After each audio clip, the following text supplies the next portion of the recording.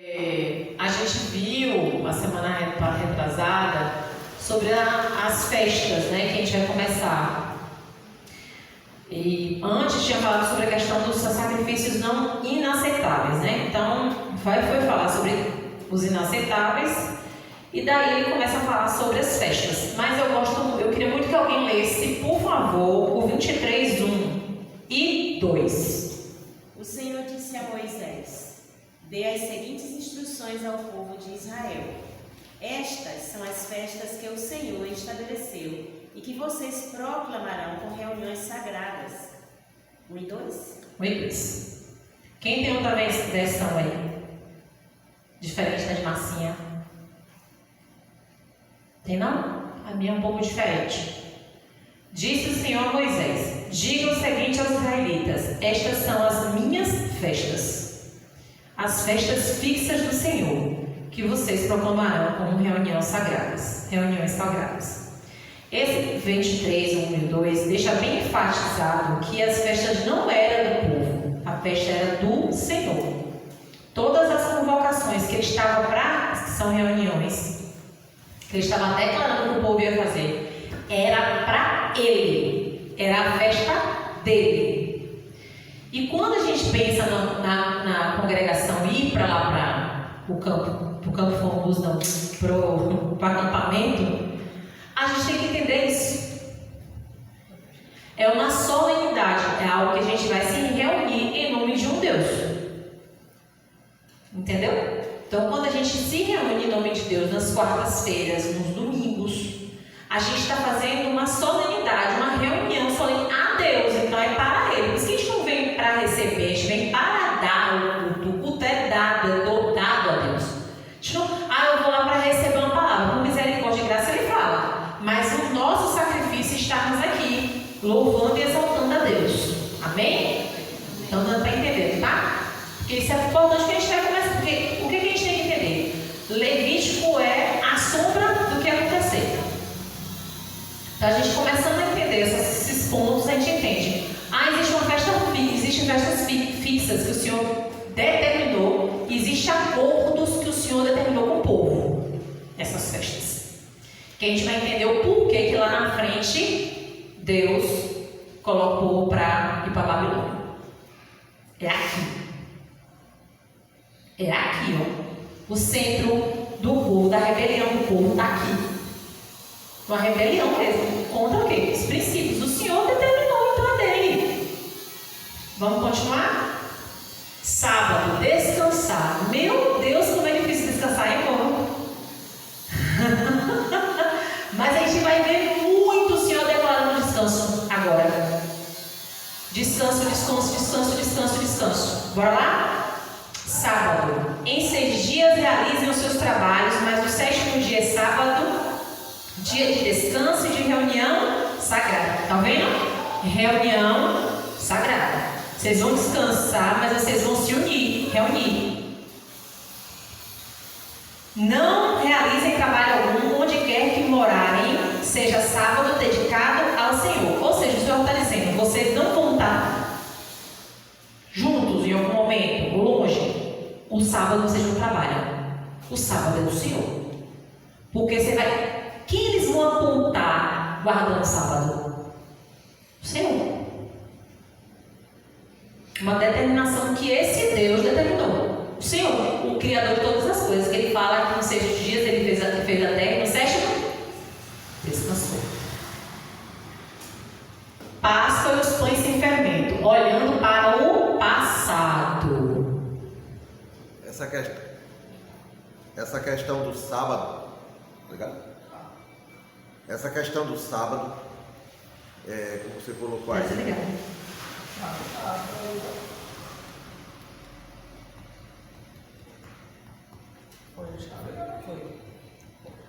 Oi. Então a questão do sábado, estava analisando aqui, você falando aí, no Egito eram escravos, trabalhavam de domingo a domingo, não tinha descanso. Então no deserto, Deus está dando o maná, está dando a água, está dando a carne, está sustentando, mas eles vão entrar na terra prometida, e lá vai trabalhar. mas ele vai estar separando o dia do sábado.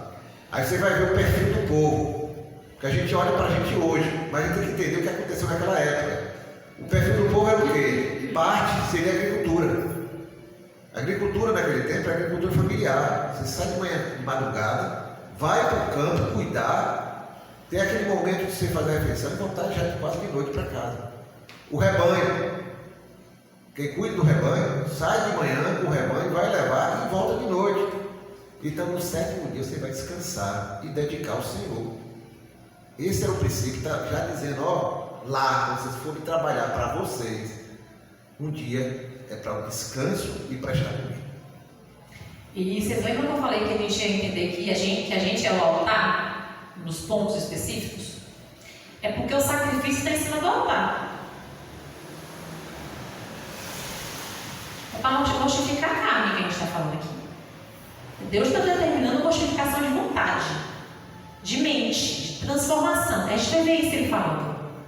Vamos continuar porque a gente vai ouvir isso dele mesmo, tá? As primícias, a Páscoa e os pães sem fermento. Olhando para o passado, o que está acontecendo? O Senhor está determinando em Levítico 23, de 4 a 8, que olhando para o passado, você vai entender o presente, que já fala do futuro. Olha o que está escrito. Estas são as festas fixas do Senhor, gente. As festas fixas do Senhor. As reuniões sagradas que vocês proclamarão no tempo devido, ou seja, há tempo para fazer isso. A Páscoa do Senhor, que começa no entardecer do 14º dia do primeiro mês. No 15º dia daquele mês começa a festa do Senhor, a festa dos pães sem fermento. Durante 7 dias vocês comerão pão sem fermento. No primeiro dia façam uma reunião sagrada e não realizem trabalho algum. De novo. Durante 7 dias apresentem ao Senhor ofertas preparadas no fogo. Ou seja, vocês não trabalham para vocês, mas para mim vocês trabalham. Vocês vão glorificar o meu nome através da ação. E como ele falou, o ato de trabalho era familiar. Então o ato de fazer pão vai ser o quê? Familiar. Vai estar todo mundo misturado, fazendo as coisas ali. Isso traz união, que traz reconhecimento. A mãe, eu e a Ai vai estar aqui fazendo. Mãe, por que a gente está fazendo esses pães? Porque tem uma determinada data, coisa que as crianças não perguntam. Mas chega um momento da curiosidade, que pergunta, conversa para os cotovelos. Aí a mãe vai explicar, filha, é porque a gente, no momento que foi sair, tinha um pão sem fermento. E aí começa a falar do processo, do porquê que o pão sem fermento. Aí você começa a conversar. Então você não vai trabalhar porque você vai fazer o pão. Você vai tratar de fazer o pão para a gente, para todos nós. A mãe se envolvia com o pai, que envolvia os filhos, que envolvia a família. Tudo isso pensado pelo pai. Nada desordenado. As primícias, reconhecendo o quê? A provisão. Tu come por causa de quem? Por causa do teu braço de trabalho?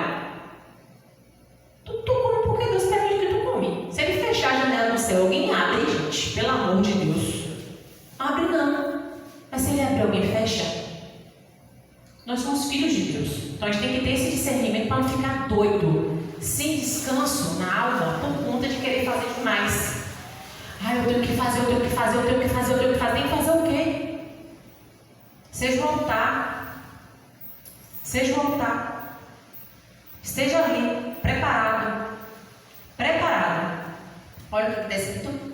Disse o Senhor a Moisés: diga o seguinte aos israelitas: quando vocês entrarem na terra, ele está dizendo que talvez vocês entrem quando entrarem. Ou seja, o que eu disse já aconteceu. Que é isso que tem que ter discernimento com Deus. Se Deus falou alguma coisa, você já tem que ver pronto. Amém? Amém. Deus botou alguma coisa no coração da gente, a gente tem que ver pronto. Será que Deus vai fazer? Será que é de verdade isso? Mas será que Deus tem palavra? Por que a gente pode ficar duvidando de Deus, gente? Então ele falou: quando vocês entrarem na terra que lhes dou e fizerem colheita, tragam 23:9. Tragam ao sacerdote um feixe do primeiro cereal que colherem. Oxi, mas vou dar para o sacerdote? O sacerdote é representante de Deus. É ali que você tem que colocar. Coloque diante de Deus. E quem é o representante? O sacerdote. Pronto, o sacerdote vai fazer o quê? O sacerdote moverá ritualmente um feixe perante o Senhor para que seja aceito em favor de vocês. E ele o moverá no dia seguinte ao sábado. Olha, o domingo chegou aqui, ó. Apareceu o domingo.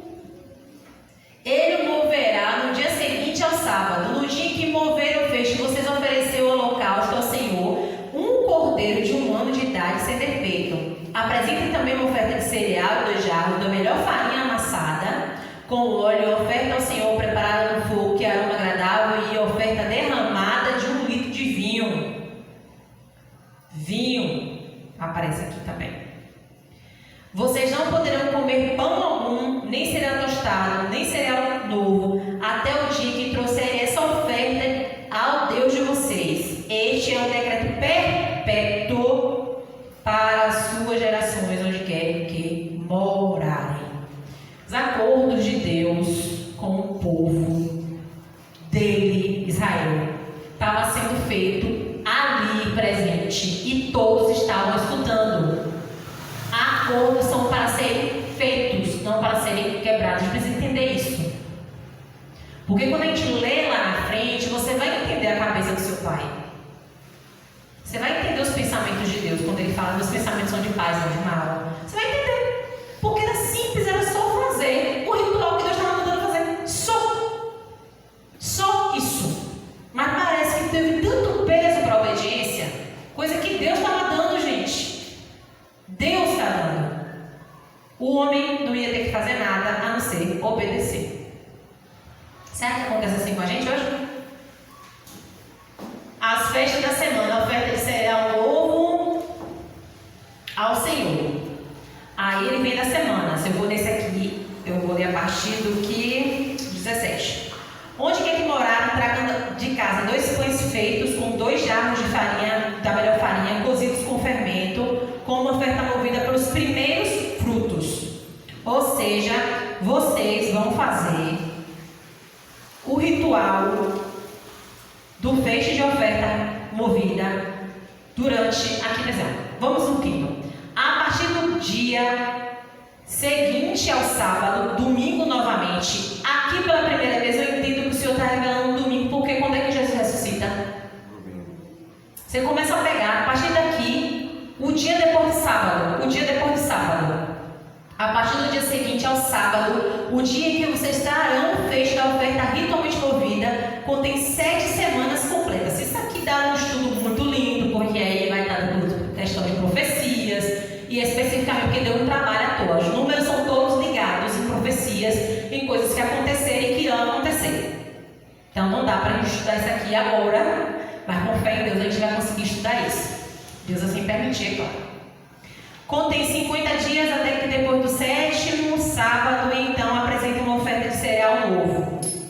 Aí, cá na frente, no 22, quando fizerem a colheita de sua terra, não colham até as extremidades da sua lavoura, nem ajunte as espigas caídas da sua colheita. Deixem-nas para o necessitado e para o estrangeiro. Eu sou o Senhor, o Deus de vocês. Então o Senhor, além de querer a intimidade e a dependência, Ele queria o quê? Cuida dos necessitados. Ele é todo amor. Porque toda criatura é criatura de Deus. Toda. Aí isso aí a gente vai ver acontecendo lá em Ruth, né? Cuidado do pai. A bichinha nunca foi israelita, né? Foi enxertada, que nem nós. Aí foi pegar e ela já era dessa questão aí. Da lei. Das viúvas. Por isso que Noemi determina para ela ir. Por isso que ela entende por quê. Noemi é uma profetisa diante da vida dela. Noemi é uma auxiliadora na vida dela. Porque a partir do momento que Noemi entende que ela não vai ser mais liberada, né? Que houver a rabugenta, né? É sério. Ah, me deixa que eu sou. É sério, gente. A mulher me chama de Mara.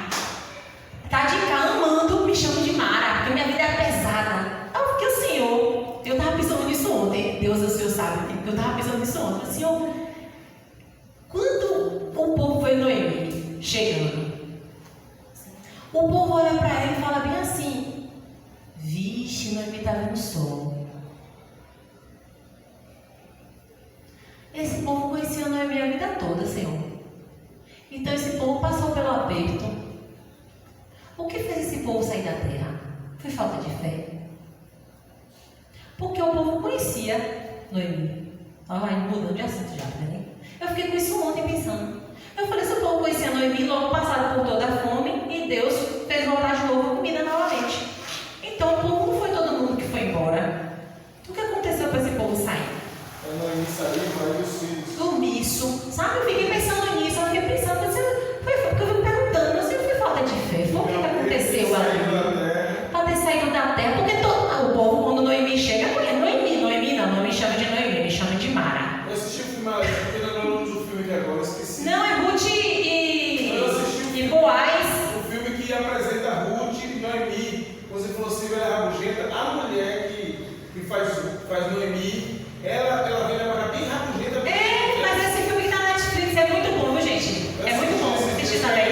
Ela conhece Boaz, que é um negro forte. É bonito, né? Morenão assim. Tá na Netflix, assistam. Vai muito bem. Bonito assim, senhor, né? Beleza, né? Bonito. Meu marido se vê e fala, que isso mesmo? Sim, as festas da semana, festa das trombetas. Seja o altar. Seja o altar, festa das trombetas. Disse o Senhor, diga também aos israelitas, no primeiro dia do 7º mês, vocês terão um dia de descanso. Uma reunião sagrada celebrada com toques de trombeta. Não realize trabalho algum, mas apresentem ao Senhor uma oferta preparada no fogo. Seja o altar.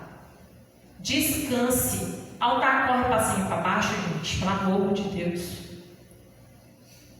O altar é preparado para receber o sacrifício.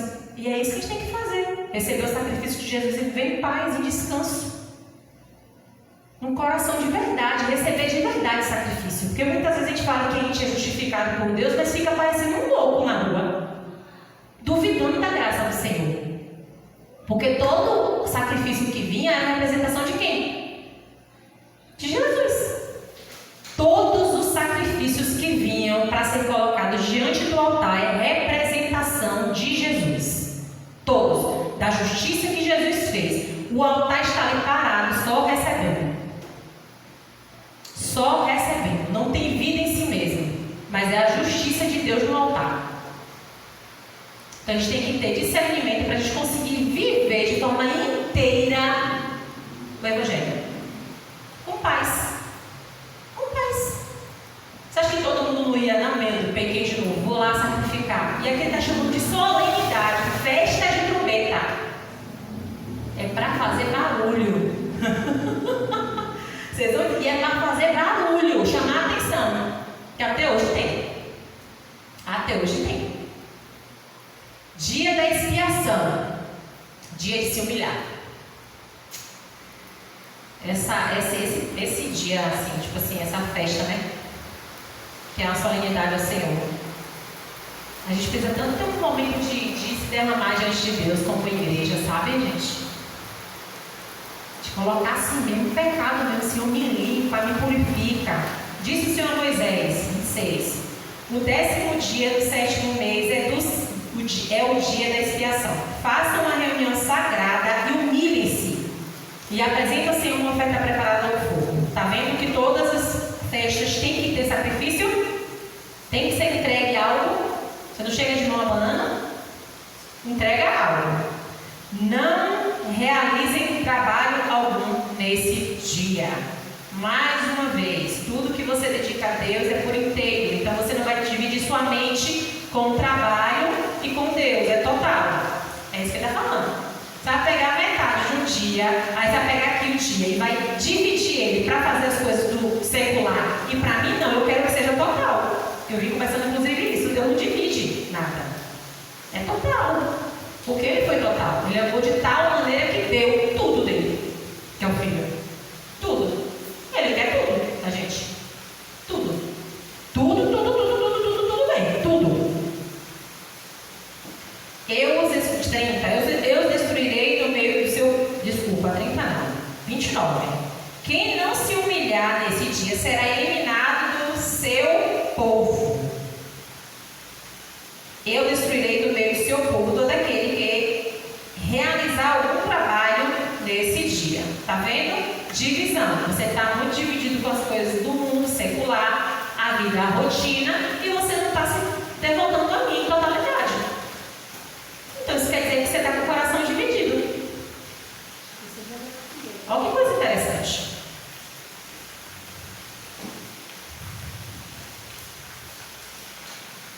Versículo 32, é interessante de ler. É um sábado de descanso para vocês, e vocês se humilharão desde o entardecer do 9º dia do mês até o entardecer do dia seguinte. Vocês guardarão esse sábado. O guardar o sábado, a gente vê também que é o tempo de silêncio de Jesus, né? Para os discípulos. Jesus morre ao tempo de silêncio, que é o sábado da agonia, como pensam assim. Porque imagina você viver com Jesus. Jesus disse que ia ser entregue, Jesus disse que ia retornar. Mas aí, o sábado, o silêncio absoluto desses discípulos, juntamente com os irmãos lá e com todo o povo que estava, né? O silêncio, descanso, é chamar, provocar a ter fé. Porque precisou me ficar e permanecerem juntos, provocou ter fé, né? É uma provocação de fé, ou permanecer junto. No sábado, entendeu? Para o domingo, é uma provocação de fé. Que tudo tem a ver com o sábado. A festa das cabanas, tabernáculos, né?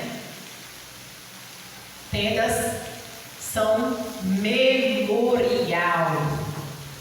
Disse o Senhor a Moisés: diga ainda aos israelitas, por que esse é um memorial? No 15º dia deste 7º mês, começa a festa das cabanas, ou tabernáculos, né? Do Senhor, que dura 7 dias. Eita, Deus festeiro, hein? Não, o Senhor está falando que o Senhor quer festa, não tem festa. Ô, gente, no primeiro dia haverá reunião sagrada, não realize trabalho algum.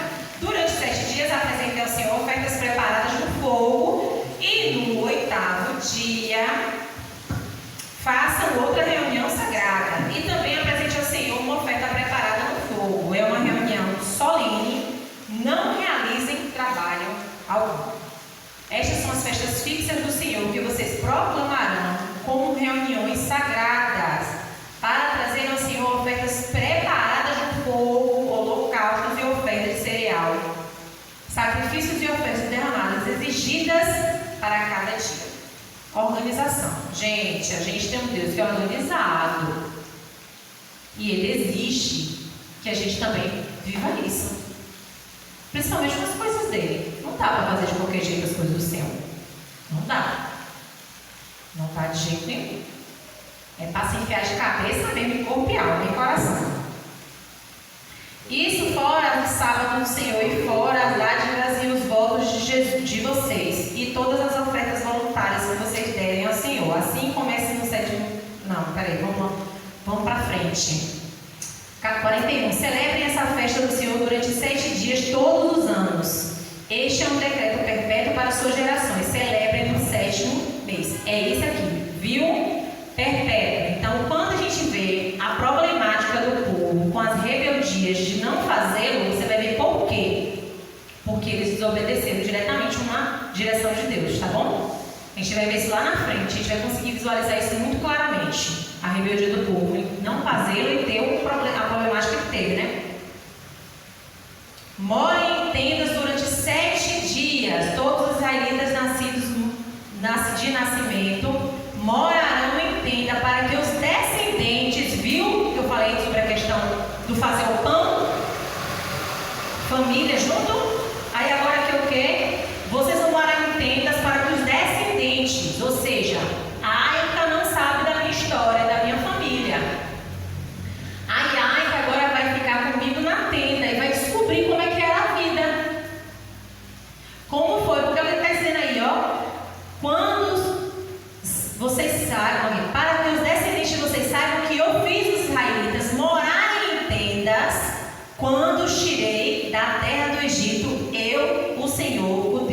vocês.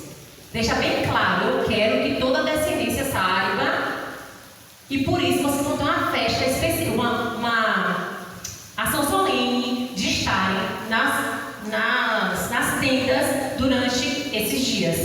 Quantos dias são? 7 dias. Número 7 é o número de Deus. Fez tudo no 6, homem, 7, Deus. Por isso que 666 determina o número de homem. Entendeu? Mas isso aí também é outra coisa. Tabernáculo terra. O candelabro, manter as lâmpadas acesas. Então, gente, aqui é interessante porque a gente vai ver que o candelabro, os pães sagrados, né, são para cada tribo. A gente vai ver assim: disse o Senhor a Moisés: ordene aos israelitas que lhe tragam azeite puro de oliva batido para as lâmpadas, para que fiquem sempre acesas na tenda do encontro, do lado de fora do véu que esconde as tábuas da aliança. Arão manterá as lâmpadas continuamente acesas diante do Senhor, desde o entardecer até a manhã seguinte. Este é um decreto perpétuo para as suas gerações. Mantenha sempre em ordem as lâmpadas do candelabro de ouro puro perante o Senhor, luz permanentemente na tenda. De onde? Do encontro. O que a gente pensa nisso? Quando a gente vem para cá, não é uma tenda de encontro, não é um lugar que a gente se encontra para ver Deus. Então não parece que aqui também é um lugar que precisa estar com azeite o tempo todo para a luz do Senhor não acabar? Porque a gente precisa estar cheio desse azeite, que é o Espírito Santo. Dentro da tenda do tabernáculo, ele era forrado nas laterais e por cima com um tecido, 4 tecidos grossos de couro, que é mais específicos. Então, na hora que você fecha, bota esses 4 tecidos, então vai ser escuridão total. Então, algo tinha que iluminar, e o Senhor providenciou o candelabro, né? Que é ouro puro, né? Quem é ouro puro? Perfeito. Eita Jesus, coisa mais linda, cheio de azeite. Quem é o azeite? O Espírito Santo. Você vai ver quando Jesus é batizado, desce a pomba em forma corpórea. Espírito Santo.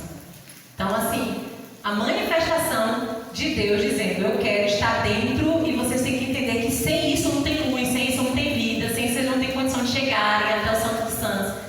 Sabe? Aquelas dicas específicas que a gente consegue aprender facilmente, mas o povo estava aprendendo ainda. Então, a gente sabe hoje, graças a Deus, que eu aprendi todos os tempos. Mas para eles era ainda uma forma pedagógica de Deus está se envolvendo com eles, tá bom? Pães da propiciação, tá. E aí vem um pão também. Olha o que é que vai falar, cara. Os 5 mesmo. A pães da melhor farinha guiasse 12 pães, usando 2 jarros para cada pão. Quantas tribos tem? 12. Cada pão representava quem? Uma tribo. Uma tribo. Tá vendo tudo organizadinho? Tudo organizado. O 8. Esses pães serão colocados regularmente perante o Senhor cada sábado, em nome dos israelitas, com uma aliança perpétua. Pertencem a quem? A Arão e seus descendentes, que os comerão no lugar sagrado, porque é parte santíssima da sua porção regular das ofertas dedicadas ao Senhor, preparadas no fogo. É decreto perpétuo. A gente consegue enxergar aqui. E do nada aparece a outra que eu falei sobre isso numa pregação. Passa aí. Tá Deus falando sobre festa. Do nada aconteceu um problema sério. Sério. Olha o que acontece. Do nada o Senhor está dizendo regulamentos e tudo sobre a festa. Não parece do nada? De repente? Pá! Só que o de repente do homem é destruição. O de repente de Deus é vida. E quando você lê a palavra, e de repente, você vai ver Deus fazendo um absurdo. De repente do homem é isso aí. De repente do homem vai acontecer desordem. Olha o que acontece. Aconteceu que o filho, acabamos de falar sobre os pães, tá? Tá vendo? Acabou de falar, o Senhor pega para Falou, Senhor, o Senhor parou. Assim, e a gente vai contar a continuidade. Aconteceu que o filho de uma israelita e de um egípcio saiu e foi para o meio dos israelitas. No acampamento houve uma briga entre ele e um israelita. O filho da israelita blasfemou o nome com uma maldição. Então levaram a Moisés. O nome da sua mãe era quem? Selomite.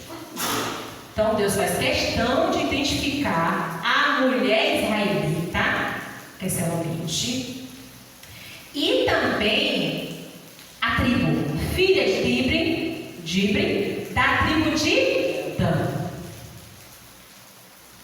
Deus determina, bote o nome dela aí, para todas as nações que pegar essa palavra saber o que ela fez, saber a responsabilidade dela como mãe. Por isso que eu falei, a gente vai ver 2 exemplos, vai ver que quando eu li isso aqui, o Senhor me levou para lá para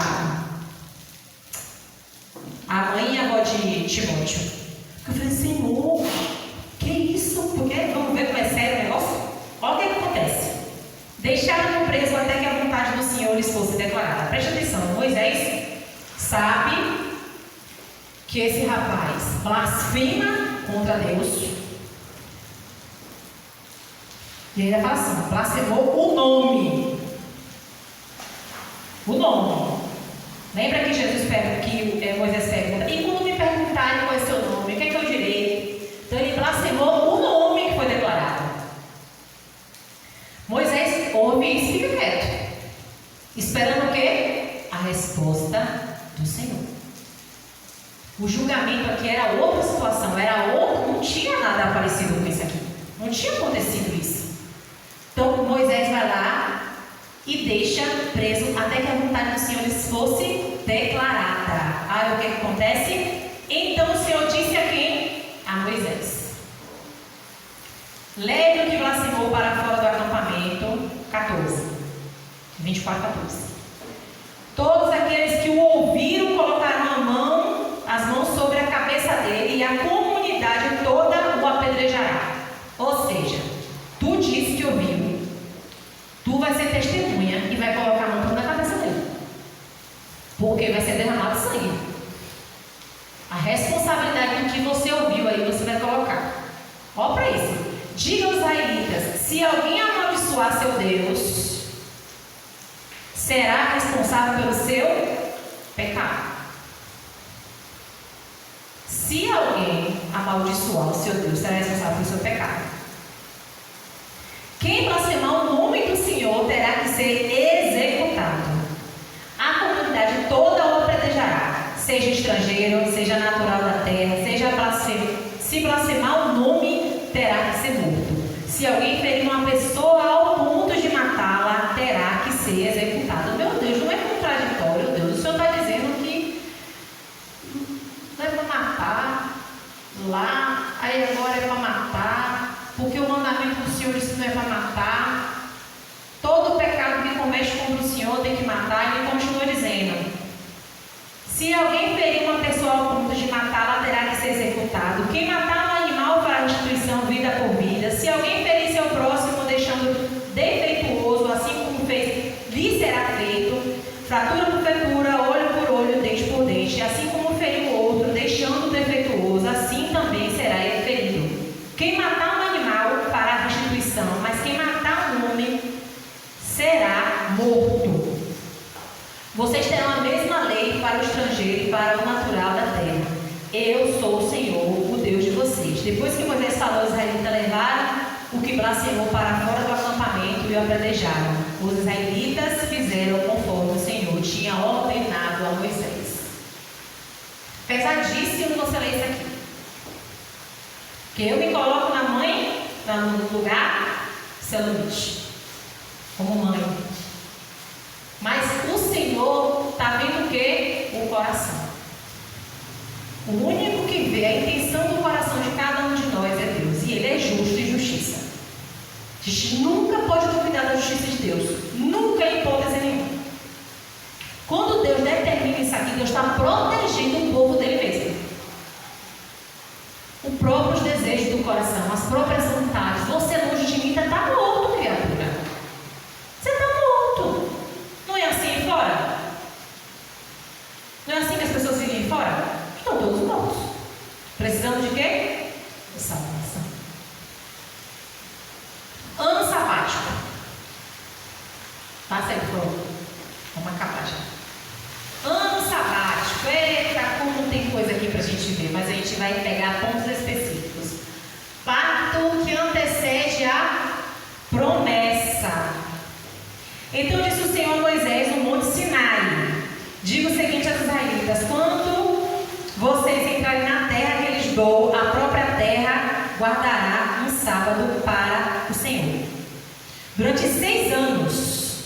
Ó que massa, gente. Eu li isso aqui, fiquei tão feliz. Durante 6 anos, semeiem as suas lavouras, aparem as suas vinhas e façam a colheita de suas plantações. 6 anos. Mas no 7º ano a terra terá um sábado de descanso. A terra terá um sábado de descanso. Um sábado dedicado ao Senhor. Não semeiem as suas lavouras, nem aparem as suas vinhas. Não colham o que crescer por si mesmo, nem colham as uvas de suas vinhas, que não sejam podadas. A terra terá um ano de descanso. Isso aqui tudo também é problemática do povo lá na frente, viu? Isso aqui é problemática do povo lá na frente. Isso aqui é muito sério. Não colhe o que crescer por si mesmo, não colhe as uvas das vinhas, que não serão podadas. A terra terá um ano de descanso. Vocês se sustentarão do que a terra produzir no ano de descanso. Você, o seu escravo, a sua escrava, o que trabalha contratado, o que reside temporário, que vive entre vocês, bem como os seus rebanhos, os animais selvagens de sua terra, tudo o que a terra produzir poderá ser comido. É para não fazer nada, literalmente, e aguardar no Senhor a provisão. Quem dá chuva? Quem dá estiagem? O ano sabático é um ano de prova. De prova. Você confia verdadeiramente para você ficar um ano inteiro? É a prova do chuva, eu acho. E aí, para amarrar isso aí que você está falando, que é muito sério,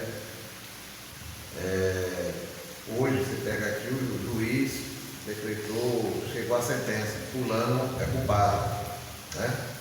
O júri foi lá e decidiu, é culpado. Como é que o juiz vai avaliar qual é a pena que vai ser cumprida por aquele que foi sentenciado culpado? Ele tem uns critérios para se chegar à quantidade de anos que a pessoa vai cumprir preso. Israel foi sentenciado a ser expulso da terra, foi para o cativeiro. Como foi que Deus estabeleceu que era 70 anos? Em cima desse princípio aí. O povo já estava há 490 anos dentro da terra. 490 dividido por 7, 70. Essa era a pena de expulsão da terra. Porque não descansaram, não fizeram o jubileu. Entendeu? É sério.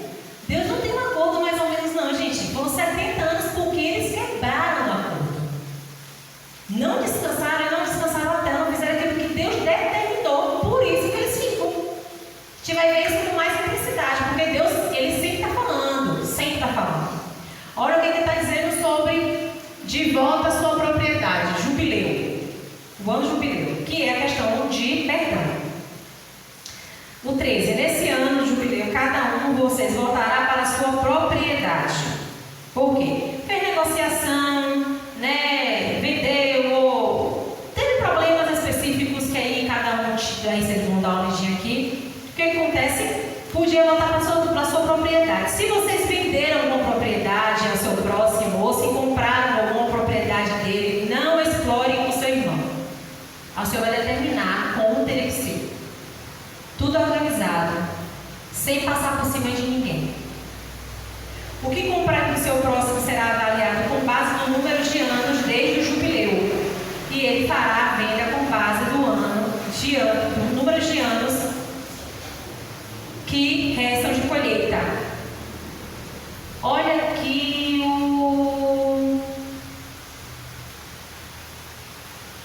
Vamos para o 8. Como tem 7 semanas de ano, 7 vezes 7 totalizam 49 anos. Então façam soar a trombeta no 7º dia do 7º mês, no dia da expiação, façam soar a trombeta por toda a terra de vocês. Consagrem o 50º ano e proclamem libertação por toda a terra a todos os seus moradores. Este lhe será o ano do jubileu, quando cada um de vocês voltará para a propriedade de sua família e para o seu próprio clã. Se você por um acaso fez alguma negociação e está lá no clã, você vai voltar para a sua terra. Por quê? Porque Deus determinou um tempo de perdão, que é exatamente isso que Ele fez com a gente. Perdão que o Senhor nos deu. A gente precisa perdoar. Quem lembra aqui do servo ruim lá, que pegou, é perdoado, e aí quando o servo dele está lá, ele mete a porrada. Perdão é por Deus. A gente tem que perdoar também. E aqui Deus determina um tempo para isso. Por quê? Para pessoas que estão vivendo de forma incorreta, pensarem, viverem, assim que eu entendo, viverem de forma a buscar fazer a coisa correta nos próximos anos. Errou durante o tempo, você tem a chance agora de acertar a sua vida, agora você muda a sua vida e faz nova. Inclusive voltando para o seu clã, você podia estar como escravo, está vivendo lá, né? Me dei, doei porque eu gastei demais, fui irresponsável. Agora você pode comprar, agora com o valor exato. Aí quem comprou na sua mão não podia usufruir desse poder para poder passar por cima do seu direito. E o Senhor está dando direito tanto para quem errou, quanto para quem está correto, mas dentro de uma justiça. Então isso aqui é importante. O justo, Deus, negociação santa. Eu gostei muito dessa parte quando ele fala isso. O que compara com o seu próximo será avaliado com base no número de anos desde o jubileu, e ele fará a venda com base de número de anos que restam das colheitas, ou seja, a colheita vai dar aí 6 anos. 6 anos de colheita. Então ele vai me pagar justo. Ele vai me pagar os anos que ele vai ter de colheita, porque eu trabalhei na terra. Então se ele vai restituir, se eu vou restituir, ele vai comprar de volta, que ele pague justo. Que ele me pague o meu trabalho e a bênção que ele está recebendo em volta. Entendeu? Então Deus é um Deus extremamente justo. Extremamente justo. A nossa obediência gera bênção. Olha cá. 20. Vocês poderão perguntar: que iremos comer no 7º ano, se não plantarmos nem fizermos a colheita? Saibam que eu lhes enviarei a minha bênção no 6º ano. Ó que lindo. Vocês vão ficar sem trabalhar, mas vão ficar porque eu estou dizendo. Olha o que ele está dizendo. Saibam que eu lhes enviarei a minha bênção no 6º ano, e a terra produzirá o suficiente para 3 anos. Gente, isso é muito profundo. O Senhor está declarando que eles precisavam confiar piamente nele. Mas não. Olha lá. Quando vocês estiverem plantando no 8º ano, comerão ainda da colheita anterior, e dela continuarão a comer até a colheita do 9º ano. Gente, quanta fartura. Quem está dando crescimento? Pois é. Quem dá crescimento na sua vida é você com sua força. Porque ele está dizendo que ele vai dar 3 anos. Trabalho de 3. Para ser obediente. Até nisso ele dá forcinha. Até nisso ele dá força para a gente. Levanta caído, não tem casa não. Ele vai, está dizendo que vai. Gente, isso aqui é muito profundo. Olha, por favor, leia com intensidade. Só esse só, eu vou pedir encarecidamente. Só esse, para parar de ficar confuso com a provisão que Deus dá para a gente. Só esse. Só 25. Degustem durante a semana. Degustem, peguem as palavras originais. Porque é muito pequenininho aqui o tempo todo, eu vou ter que acabar. Mas degustem o 25, só o 25. Eu não vou pedir que vocês exagerarem em nada, mas só o 25. Degustem durante a semana, pega 2, 3 versículos, estuda. Pelo amor de Deus, que pode se preocupar tanto com a vida. Jubileu é tempo de espera. 23 a 28. Eu vou ler só o 25. O 25 e 26. Se alguém de seu povo empobrecer e vender parte de sua propriedade, seu parente mais próximo virá e resgatará aquilo que o seu compatriota vendeu. Lembra do resgate também de Noemi lá? Está tudo aqui escrito, viu? Tudo preparado para aparecer para o povo, para cuidar. O homem não tem condição de fazer vontade para o outro, não, se Deus não intervir, viu? Se contudo o homem não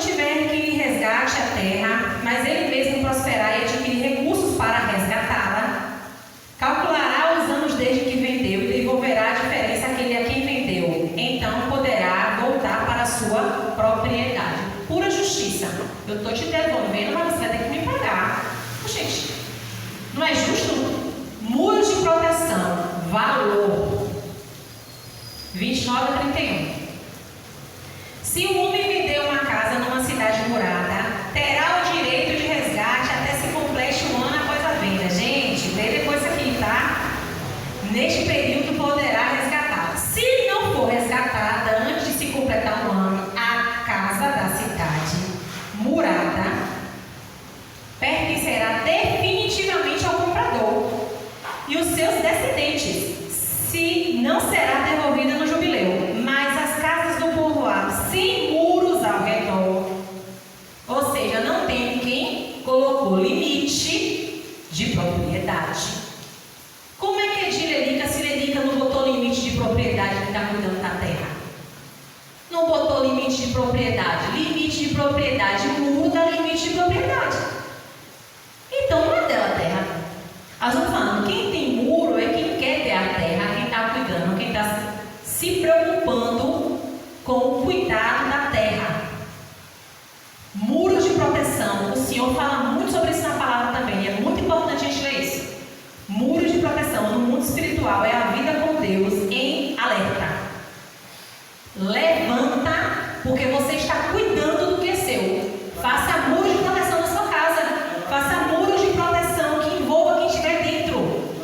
Proteja quem estiver dentro. Porque quem não tem muro, qualquer um entra. Eita glória!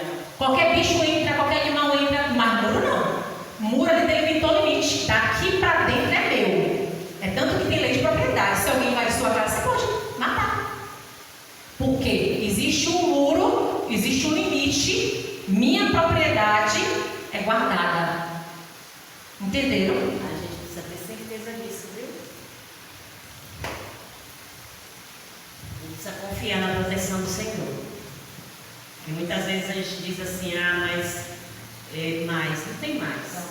Não existe mais. O Senhor está guardando e ponto final. Mas o ladrão vai entrar. Não entra. A gente precisa acreditar no invisível, gente. A gente é crente ou não? Metade não serve, tem que ser tudo. Eu acredito que o meu Senhor protege e pronto. Ponto final. Amém, amém, irmão, amém.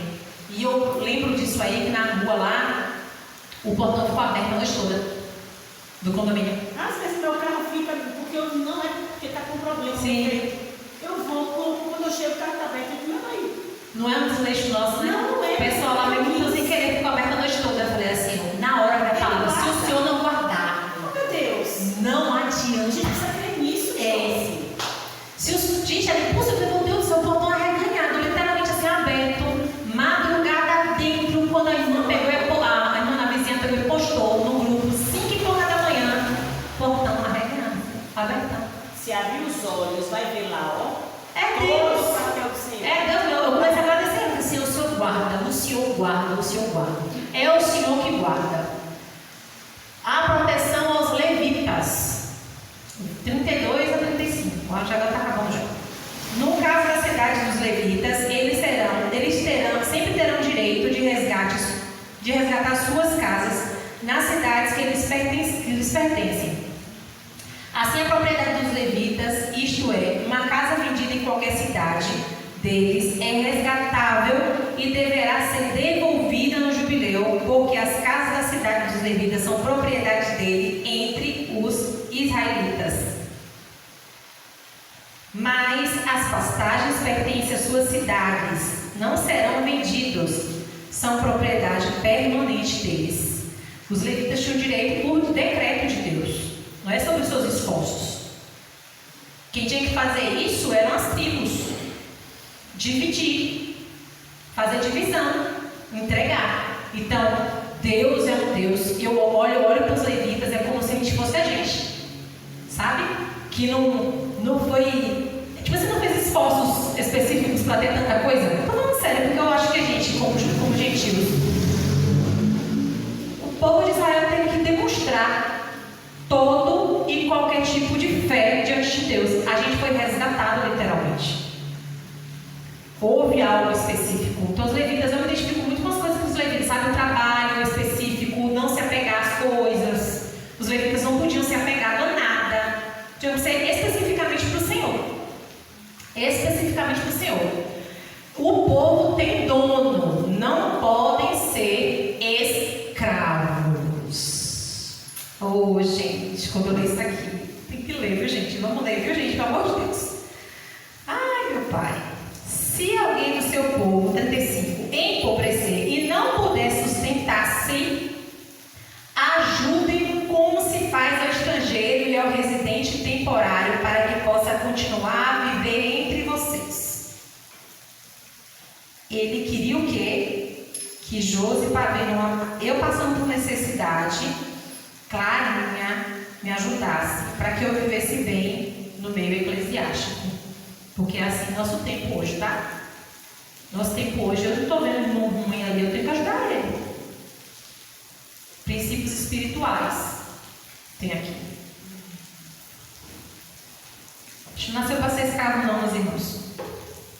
Não cobrem dele juro algum, mas temam a quem? A ele?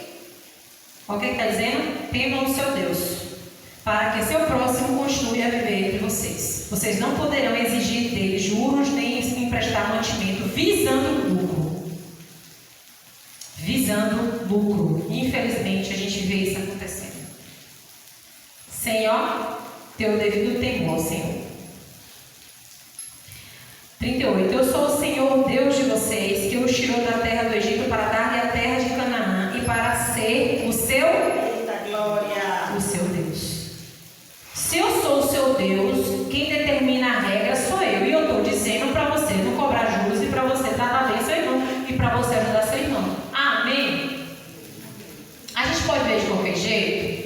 A gente pode agora ver o irmão passando por dificuldade, querendo virar escravo. Que a gente vai ver aqui, ó. Se alguém do seu povo empobreceu 39, se vender 39 aí. Se alguém do seu povo empobrecer e se vender a algum de vocês, não façam trabalhar como escravo. Não pode ser escravo. Ele vai se vender, mas você não tem o direito de fazer você escravo. Eu entendo aqui que é como se eu estivesse fazendo empréstimo uma vida diante de mim, mas sem poder usufruir disso. Não tem escravo. No meio de vocês não tem escravo. Não é para tirar proveito. Não é para tirar proveito. Não é para tirar proveito. Ele deverá ser tratado como trabalhador, contratado como residente temporário. Trabalhará para quem o comprou até o ano do jubileu. Tem tempo determinado para viver isso. Que é a visão, por que não vai tratar como escravo? Porque o escravo, ele vai ser oprimido, ele vai ser castigado, ele pode ser preso como disciplina, pode ser chicoteado. Naquela época a mentalidade era essa. Então, entre vocês não haverá escravo. Se você vê também Paulo também, o irmão Paulo também vai falar sobre... esqueci o meu nome, né? Que ele fala assim, trate ele como a mim. Ele podia ser até ser escravo, mas agora... Filemão, né? Ele podia até ser escravo, mas agora não. Agora você trate como se fosse a minha, porque nós somos tudo iguais diante do reino. É teu irmão. Teu irmão. Entendeu? Tipo assim, a gente facilmente tem o ego inflamado. A gente facilmente acha que o outro tem que se submeter. Porque eu estou acima, porque eu sou autoridade, porque eu sei mais do que você, Aida. Qual é a sua? Porque eu tenho o que, criatura? Tua vida que tu tem, até essa vida que tu tens, Deus soprou, já foi. Já era. Não tem o que ser feito. Então esse cuidado que o Senhor tem com o próximo, esse cuidado que o Senhor tem entre os israelitas, que aqui é chamado Grande Israel Celestial, a gente tem que ter com o irmão. A gente colocar isso aqui em prática, porque senão a nossa fé não. Se a gente sabe que Deus quer que a gente faça aquilo e faz diferente, a gente está dizendo o que para ele? Faz que nem a mulher israelita, está no meio do povo, está vivendo no meio do povo, mas o coração dela tem outros deuses. Nós percebemos ao longo do tempo diversos tipos de escravidão. Há um tipo de escravidão que é muito comum no meio das pessoas. Eu ajudo Márcia em alguma coisa, eu dou alguma coisa para ela, eu socorro ela em algum momento específico da vida dela, mas minha intenção é tornar a Márcia uma eterna devedora minha, para tudo que eu pedir, tudo que eu quiser, ela se sentir constrangida, porque um dia eu ajudei, porque eu auxiliei, eu socorri. Ou seja, não é a motivação correta. Então há diversos tipos de escravidão, e o Senhor não quer que tenha nenhum tipo de escravidão no meio do seu povo. Nenhum tipo de escravidão. E há diversos tipos. A gente fica associando esse da chicotada, do acorrentado, do que é forçado a trabalhar, mas há diversos tipos. E a gente tem que tomar cuidado com essas sutilezas que existem no meio da humanidade e que pode acontecer no meio da igreja. Eu tornar a Lilica minha dependente, porque fica de um socorro, tem uma ajuda, tem não sei o quê, e eu faço ela se tornar, entender que ela é minha dependente. E tem que me atender todas as vezes que eu pedi. E aí já não passa por favor, né? Passa pela obrigatoriedade. Quando o Senhor fala bem assim, o versículo 55 do 26, por favor, leiam isso aqui. É muito importante vocês lerem. Esse aqui especificamente, eu peço muito que vocês leiam isso com calma. É grande, mas é muito interessante.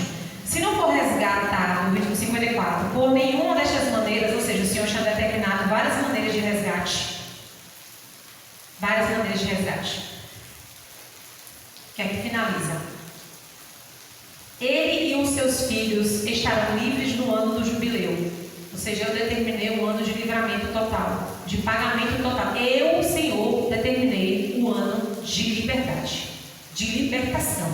Fui eu, não foi ele. Não, você tem que deve a minha vida, não é o homem. Determina isso. Estarão livres no ano do jubileu. Porque o quê? Porque os israelitas são meus servos. Ou seja, quem são escravos são vocês e mim, porque eu que paguei o preço para tirar vocês de lá como escravos. Eu sou o Deus de vocês. Então quem determina a regra, quem tem autoridade. Olha lá. Porque os israelitas são meus servos, os quais tirei da terra do Egito. Eu sou o Senhor, o Deus de vocês. Manda quem pode, obedece quem tem juízo. Sem mais nem menos. Então, quando a gente lê todo esse processo, a gente tem que compreender, esse aqui é que se apresenta como Deus, que é o teu Pai e é o meu Pai. Princípios estabelecidos, leis eternas.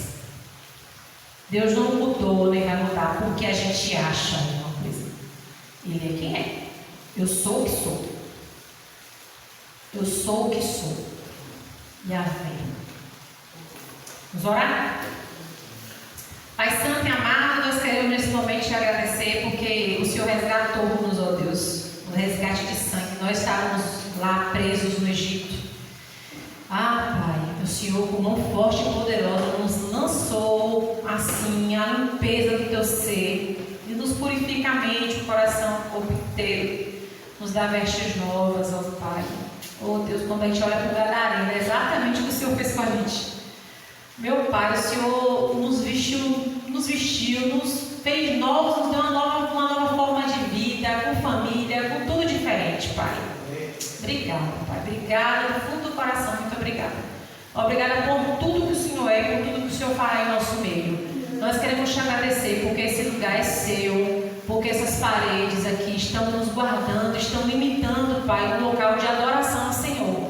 Nós queremos te pedir humildemente que as portas estejam abertas para os visitantes, que o Senhor traga também, Senhor, novos filhos do Senhor para aqui, que o Senhor nos ajude, Senhor, a largar as tendas, ó Deus, que o Senhor nos ajude também a lembrar de onde a gente saiu para ajudar outros.